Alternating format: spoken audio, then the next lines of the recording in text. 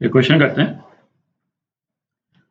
a gas is enclosed in cylinder with movable frictionless piston, ठीक है। its initial thermodynamic state at pressure PI और VI, initial pressure और volume दे रखा है, और फाइनल स्टेट भी दे रखा है, फाइनल स्टेट का प्रेशर और वॉल्यूम दोनों दे रखा है। अच्छा, इनिशियल स्टेट से फाइनल स्टेज वो जाती है एडियाबैटिक प्रोसेस से, है ना, adiabatic quasi static process, such that adiabatic process का जो प्रेशर और वॉल्यूम का रिलेशन है वो दे रखा है। तो ऐसे करते हैं, एक डायग्राम बना लेते हैं। तो ये पीवी डायग्राम बना लिया अपन ने। गैस जो है पॉइंट 1 से पॉइंट 2 जा रही, ठीक है, और एडियाबैटिक प्रोसेस है। इसी तरह से ये कर्व स्लोप जो एडियाबैटिक प्रोसेस का होता है वो अपन ने बना रखा, ठीक है। पीआई जो है वो कितना दे रखा है यहीं पे लिख लेते हैं, है ना, 10 पावर 5 पास्कल दे रखा है, ठीक है। और फाइनल प्रेशर कितना दे रखा है, 1/32 इंटू 10 पावर 5 पास्कल, ठीक है। अच्छा, इनिशियल वॉल्यूम भी दे रखा है, यहीं लिख लेते हैं, 10 पावर -3 मीटर क्यूब, और फाइनल वॉल्यूम है 8 इंटू 10 पावर -3 मीटर क्यूब, ठीक है। अच्छा, अब क्या बोल रहा है, consider another thermodynamic process that bring the system from same initial state to same final state in 2 steps. 1 से 2 में हम 2 स्टेप में गए। क्या स्टेप में, एक तो आइसोबारिक एक्सपेंशन किया अपन ने, मतलब यहां से यहां गए सेम प्रेशर पे, तो इसको मैं 0.3 बोल देता हूं। और उसके बाद में आइसोकोरिक प्रोसेस से 0.2 तक गए, यहां से यहां। तो पहले यहां से यहां गए और फिर 3 से 2 गए, ठीक है। और इनिशियली अपन 1 से 2 गए थे डायरेक्टली। तो क्या पूछा है, heat supplied in the 2 step process, मतलब अपने को टोटल हीट सप्लाइड पता करनी है किस प्रोसेस में, 1 से 3 और 3 से 2, है ना। इस टोटल प्रोसेस में हीट कितनी वो पता करनी। प्रोसेस में हीट सप्लाइड पता करने के लिए हम सेकंड लॉ यूज करते हैं, dq is equal to du plus dw, ठीक है। अब ये 132 वाला जो प्रोसेस है उसमें dw तो स्ट्रेट फॉरवर्ड हम निकाल सकते हैं, एरिया अंडर द कर्व। तो dw जो है वो ये वाले कर्व का जो एरिया है, मतलब मैं शेड कर दूं इसको, फिर मिटा देंगे बाद में, ये पोर्शन, ये dw है, ठीक है। तो न्यूमेरिकल टर्म्स में क्या हो जाएगा, dw pi into vf minus vi। तो ये हो गया 10⁵ into vf, 8 into 10 power -3 minus 10 power -3, ठीक है। तो ये कितना हो गया, तो ये 700 जूल हो गया, ठीक। अच्छा, अब ये एरिया का शेडेड पोर्शन इसको हटा देते हैं। अच्छा, अब अपने को क्या निकालना है, du निकालना है, ठीक है। अच्छा, ये dw जो अपन ने निकाला है ये 1 से 3 से 2, है ना, इस प्रोसेस का निकाला। अच्छा, अब du निकालना है अपने को 1 से 3 से 2 वाले प्रोसेस के लिए। तो एक तरीका तो ये हो गया कि जैसे 1 से 3 का du निकालें और 3 से 2 का du निकालें। तो 1 से 3 का du निकालने के लिए n cv dt, ठीक है, ये होगा चेंज इन इंटरनल एनर्जी 1 से 3। पर इसमें प्रॉब्लम क्या है, इसमें 2 प्रॉब्लम है। पहली प्रॉब्लम तो ये है कि अपने को नंबर ऑफ मोल्स ही नहीं दिए, ठीक है। अच्छा, और दूसरा जो है, फिर नंबर ऑफ मोल्स दिए हुए भी होते तो अपने को 0.1 पे टेम्परेचर निकालना है, 0.3 पे टेम्परेचर निकालना, उसके लिए भी अपने को नंबर ऑफ मोल्स चाहिए होंगे।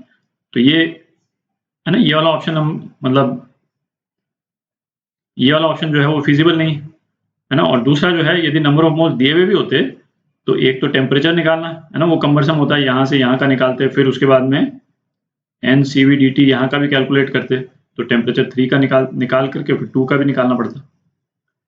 अपन यदि इस वाले प्रोसेस को देखें तो ये वाला प्रोसेस क्या है, एडियाबैटिक प्रोसेस है, ठीक है।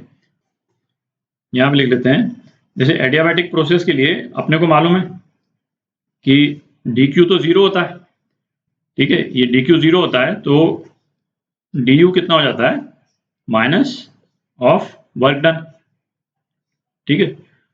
यदि 1 से 2 का अपन यदि वर्क डन निकाल लें, ठीक है, तो अपने पास में चेंज इन इंटरनल आ जाएगी 1 से 2 के लिए, ठीक है। और चूंकि इंटरनल एनर्जी जो है वो स्टेट वेरिएबल है, तो अपन चेंज इन इंटरनल एनर्जी 1 3 2 का निकालें या 1 से 2 का निकालें, बात एक ही है। तो चेंज इन इंटरनल एनर्जी 1 3 2 का ये किसके बराबर होगा? चेंज इन इंटरनल एनर्जी 1 से 2 के लिए, ठीक है। और ये चेंज इन इंटरनल एनर्जी 1 से 2 के लिए ये कितने के बराबर होगा? माइनस dW 1 से 2 के लिए, है ना, ये रिलेशन यूज करके। और ये इसलिए लिख रहे हैं अपन क्योंकि 1 से 2 एडियाबैटिक प्रोसेस है, dq 0 होता है, ठीक है।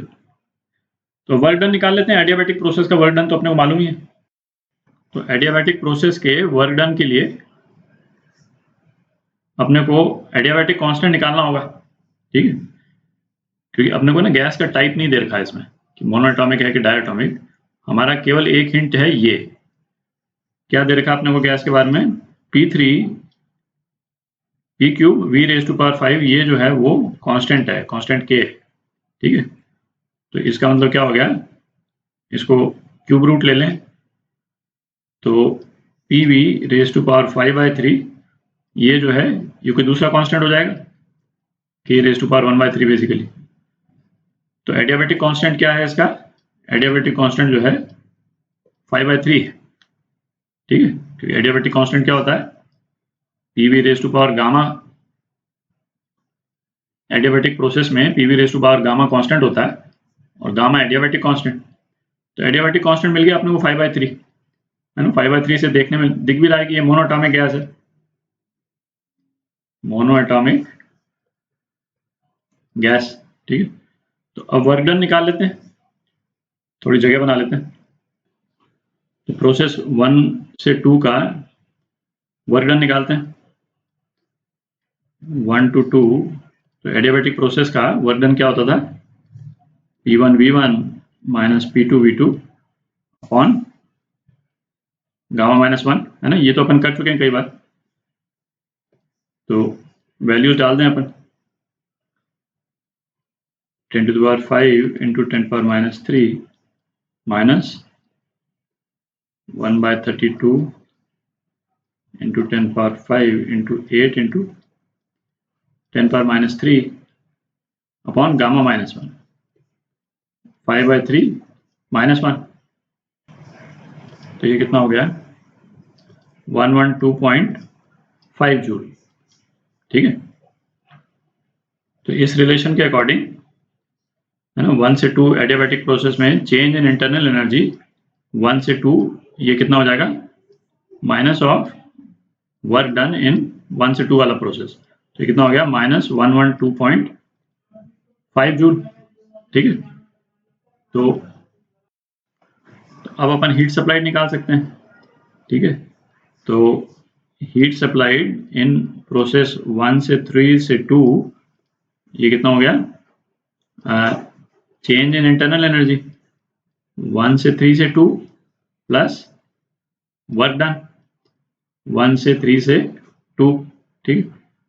अच्छा, चेंज इन इंटरनल एनर्जी जो है 1 3 2 ये चेंज इन इंटरनल एनर्जी 1 2 के बराबर है, ठीक है। तो हम ये लिख सकते हैं माइनस 112.5 और प्लस ये वर्क डन अपन ने निकाल ही लिया यहाँ पे, तो ये हो गया 700। तो ये कितना हो गया? अप्रॉक्सीमेटली 588 जूल आ गया, ठीक। तो ये आपका आंसर 588 जूल्स, ठीक है। ये क्यू आ गया और ये आपका सी पार्ट, है ना, ये करेक्ट है ऑप्शन।